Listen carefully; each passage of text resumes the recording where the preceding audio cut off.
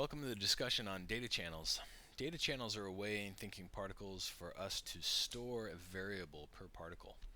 Here in the particle groups, we've got a data channel section, and what we're able to do is we can create a name for this data channel that we want to store, and then we can choose a data type. So we have float, integer, point 3, alignment, and color. So the only types of data that we can store are only these types right here. We'll go ahead and specify this as color since our name is color. When we click add, you see what it does is it adds a channel 0, name is color, and data type is color. This is telling us that this all particle group here has a variable set up for it, so it hasn't been used yet, but it's prepared and it's ready to use. And it's allocated channel 0 to be a color data type. Here's the thing too, if you add child particle groups, all your child groups under this group with the data channel, they will actually inherit that data channel as well. So keep that in mind when you're working with data channels. We're going to go ahead and start off. We're going to create a few particle groups here. We're going to create one called Afterburn, and then we'll create Pyrocluster and Krakatoa. And what we want to do is we'll just create a simple example here to begin with. Actually, we don't need that. What we'll do is we'll use a generator birth node surface. Switch around to the top view, front view, and what we're going to do is we're going to actually create a piece of geometry to emit some particles off of, and then we're going to have those particles kind of fly forward and fly through this light. And this light, we're going to go ahead and give it a projector map so that it'll project a color map into the scene, and we'll go ahead and have our particles pick up that color and use that color. So we've got some images here under Assets, Images, and we're going to use a color ramp. Pick that. Let's go ahead and just take a quick look. Let's just lay down a plane there, make it white. Set our background color a little off black so we can see it. Make sure that we turn off GI and skylight. Okay, so currently this is what our light is projecting. We want to actually modify that a little bit. We're going to go ahead and turn this into a rectangular light.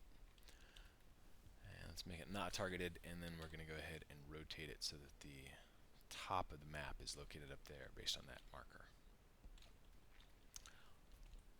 Okay, so this is what our map is projecting here for us, or the light is. And what we're going to do is we're going to go ahead and make it so that as particles are emitted off this plane, they fly forward, they pick up the color that the light is casting down, and then we can use that color in Afterburn. Let's go ahead and we want to show our cone on that light. Go ahead and hide our little helper geometry there, and let's move our emitter a little bit closer. So we're going to emit off this node, so we'll pick that. And then this black box that we used included a bunch of extra operators. We're going to take those out for now. Go ahead and set this to be particles per second. And we want to give them some motion forward, so we'll give them some velocity. Tell them to go in the Y direction. And let's see what we get. So save by maybe not so fast. Okay, so this will work just fine.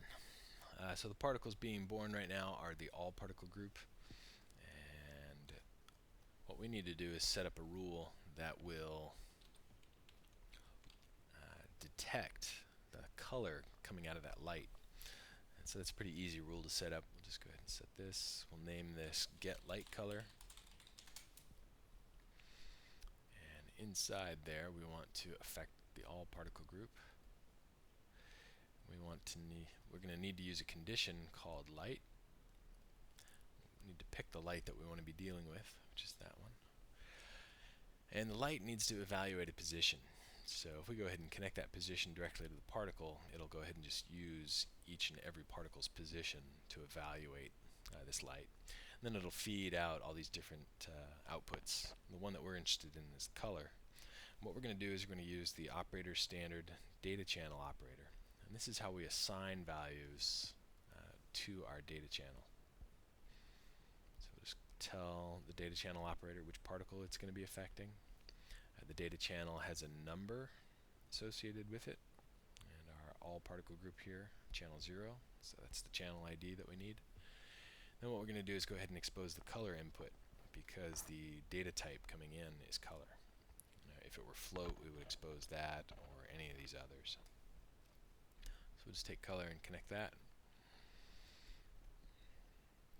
So now what's actually happening as we scrub forward is for each frame or each sample, each particle is evaluating its position relative to that light, and it is storing that color value it finds at that position into its data channel. So what's happening is this data channel gets overwritten every frame or every sample that we move forward, because each particle just kind of continuously updates it. Okay, so that's kind of the basic part of the TP setup. What we're going to do next is set up the afterburn to use that data channel. We're going to tell afterburn to use the thinking particles, and we'll just use the all particle group. And we've discovered a small bug with the data channels in afterburn. We'll take a quick look at that and see if we can't get that sorted out. So we're going to have a little light here. We're going to go ahead and use the AB shadow map, just a nice optimized shadow map for afterburn. And we're going to tell afterburn to use that particular light, of course. So what we want to do is we want to change, let's go ahead and just render there from the correct view. So here are our little afterburn puffs. We want those to reflect the color that the light, or use the color of the particle at that position based on the light. So what we're going to do is we're going to go down here to colors on afterburn, and we're going to change this PA, which is currently set to particle age. We're going to change that to TP color data. And these two switches here are options, the TP float data and TP color data. This is how we access the data channels in thinking particles. And we tell afterburn, hey, I want to use either TP float data types or TP color data types. Unfortunately, those are the only two currently implemented in afterburn. So we're going to use the color data, and here was the bug. Let's actually go ahead, and I think our data channel was named color. So if we type in color and hit OK, there's kind of a name replacement problem where it keeps, if this string name is long enough, if it's greater, I think, than 3 or 4 characters, it ends up appending this channel name back onto it. So that's going to be a real problem for us. What we have to do is come in and we're going to rename our data channel. Instead of color, we're just going to call it COL. So now when we come in here and we type in COL, we'll say OK. Click that again to check it, and now it looks proper, so that's good. So now if we go ahead and render, now you can start to see that we actually get some colors on those puffs. So what's happening is the particle is flying out. It detects its position and looks at that light and says, hey, what color is reaching this position at this time? Stores it in my data channel, and then on the next frame, each particle is in a new position. It checks the light, hey, what color am I getting? And then because it's got a data channel here, it's able to communicate that out to afterburn. And when afterburn is set to this TP color data. So we'll check that, okay. So actually, we'll go ahead and increase the rate of this, and we'll see. We can actually almost get the full color spectrum showing there that we had. Okay, but this is how we would access TP color data. We can also do something with size, and what we'll do is we'll enable this our particle shape. Let's go ahead and turn on the preview for that. And you see it even updates and shows us the color, which is nice. Okay, so we're going to actually change the particle's size over time. To do that, we're going to go ahead and set up, of course, first another data channel to control size. We'll try 4 characters there. Let's see if that works. Might have to change it. Then we're going to create a new dynamic set.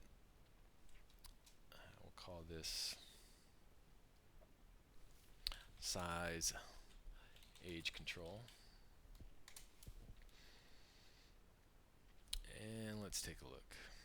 Our particles live for how long again? Let's see, maybe by 50 or 60 we could have them die out. So we'll say 60. So in size age control, what we'll do is we'll say all particles, and we're going to actually want to graph their size over time. We'll look at that in just a second. The easy part of this is going to be setting up the data channel, and we're going to want to store value into channel 1, so we'll set our data channel to 1. And we're going to be storing float info, so we'll store that. And here's where we get to rely on our handy black boxes. So we'll do, and so what this is going to do is it's going to set up kind of a graphing system. One of the things that we need to do is actually base this on the particle life. So as a particle goes from its birth, so when it's age 0, to the end of its life, whether it be 60, maybe we'll just go ahead and add a little variation in there because that's a little more realistic. So what we're actually going to do is we can use the particle's age and the particle's lifespan and just kind of do a little calculation there on the fly. We'll just use add multiply. Just looking ahead, TP3 now, or TP4, we have the option to create our own scripted operators, and we can do things like create one called life progress, which is going to do the exact same thing we're about to do, but it's just kind of a nice shortcut. So definitely check out the information on TP script operator. But if we take the age into value A and the lifespan into value B, and say A divided by B, that's going to give us age divided by lifespan. So that's going to go from 0 and it's going to approach 1. So we're going to pipe that result into this value to time, which is set up to interpret from 0 to 1, and it's going to output a time value from 0 to 100. And that time value, we're going to go ahead and let's go ahead and remove these two. We're going to just use this curve. This is a curve value here. It's animated over time, and this is a multiplier that we're going to use to affect our size data channel. So our curve, let's go ahead and take a look at that. Let's go ahead and drop that down to 0 at birth, and let's go ahead and make it a little bit interesting. And okay, so something like that would be fine.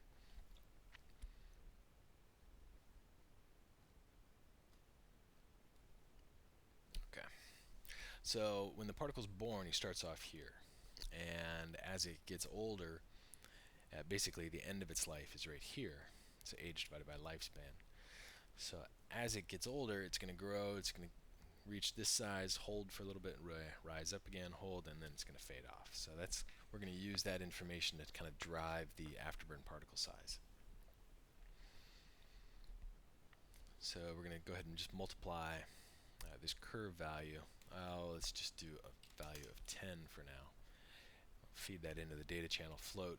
And remember, our data channel here this number has to match the data channel we're trying to store for. So channel 1 size. So if we come in here now into afterburn, and we're going to set our PA, we're going to set this to TP float data. And we'll set this to size. And what we want to do is we want to actually, and this is one of the nice things about afterburn, is it allows us to either replace these values, or if we leave that unchecked, these values will act as further multipliers over the lifespan of that particle. In our case, we're going to go ahead and replace because we want all the control to be based inside this size age control rule. So we'll say that.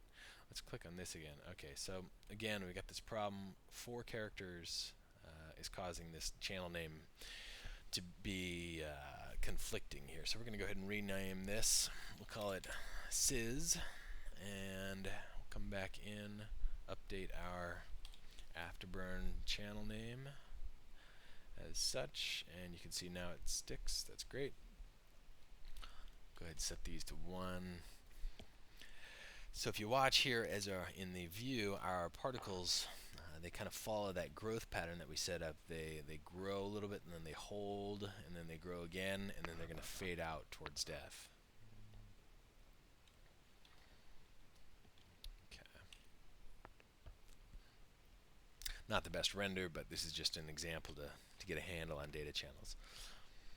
Okay, so this is all pretty straightforward. We can also go ahead and do this with, we'll turn off Afterburn. Let's enable Pyrocluster. If it is, yep, it's there. Lights, actually we're going to need to change our lights. We're going to have this be Omni 2. Omni 2, I don't think we can use AB shadows in this case. The thinking groups that we want to use, we're going to go ahead and pull in the all particle group. We want those to be illuminated, self-shadowing. And in Pyrocluster, it's a little bit different. Let's go ahead and just render this out. Here's the Pyrocluster result. Let's go ahead and save this while we're here. Video, medium.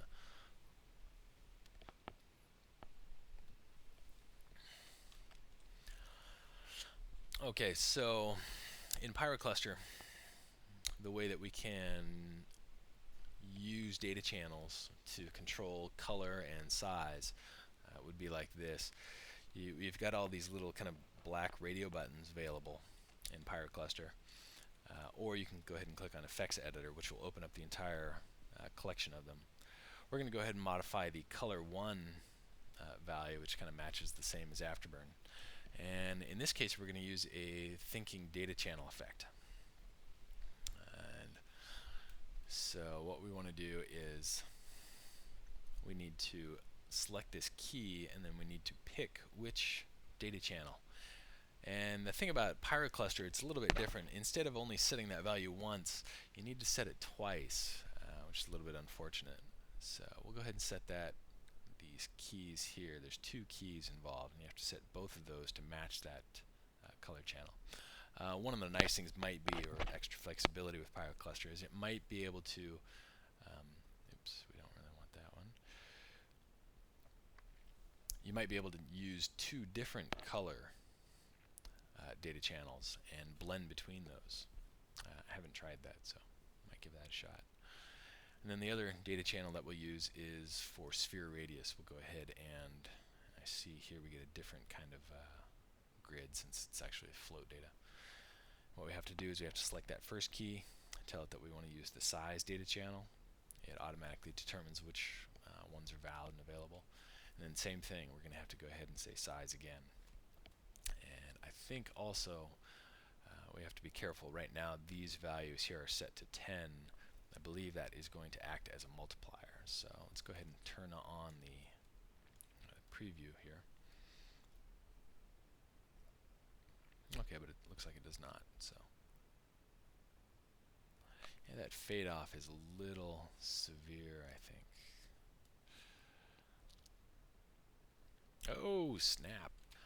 Okay, well, good thing we saved when we did, huh?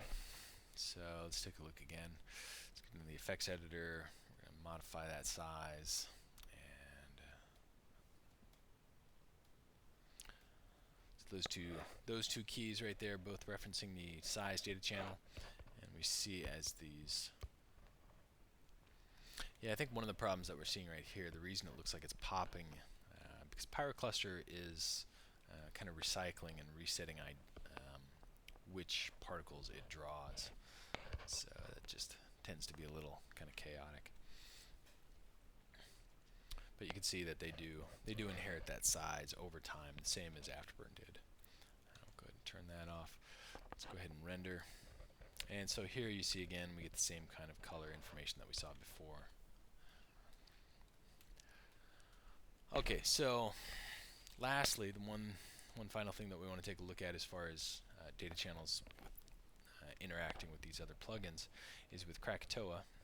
This is Krakatoa 1.5, and there's two channels in Krakatoa two data channel names that are reserved, and that's color and density, both with a capital C and capital D.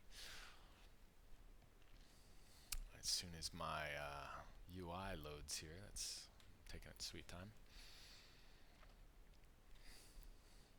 So you can see here we've got all the thinking particle groups automatically added to Krakatoa, but the channels are where we want to go ahead and focus. Let's actually take a look back in our TP system. What we're going to do here is we're going to go ahead and change these data channel names to match the Krakatoa names. So we've got color as one, and channel, instead of size, we're going to go ahead and use density, since they're, yeah. I was going to say we could render some size if we switch over to a voxel render, but we'll do that in a second. Okay, let's set up our properties for Krakatoa. I think we want to make sure that our multiplier for our, okay, so these are going to be pretty dense particles. They're going to have density of about 10. And they should go ahead, and we still have our color being assigned properly. That's all good. Maybe it's our, I don't think our background's throwing us off, but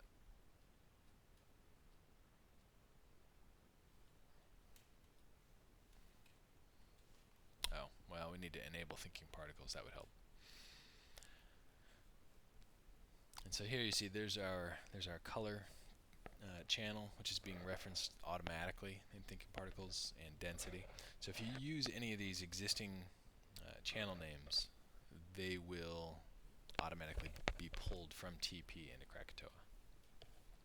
So there you see we get those colors again. Of course, with Krakatoa, we're going to need quite a few more particles. That is the purpose of it. So there we get that color spread again. One of the nice things also about Krakatoa, if say you wanted to create a custom data channel, say you wanted to store some custom piece of data and store it in Krakatoa, you could come down here to the Edit Custom Save Channel, and what you would do then is you would type the exact same name that you have as far as your TP data channel, and go ahead and choose your data type, and I believe this is the arity. Go ahead and hit Add, and that will add this to this list here. No, well, we don't want that one, but here's our custom. So then if we were to go ahead and save this out to a bin sequence, we could actually store that data along with it. So pretty handy. Okay, so this is just one discussion on data channels. I think we'll do another one where we kind of morph from one object to another so that we can see how we store position and alignment information as well. So we'll go ahead and save out this file. Lastly, put it in the directory where we want this data channels, and save that. Replace. Okay, so we'll go ahead and move on to the next one.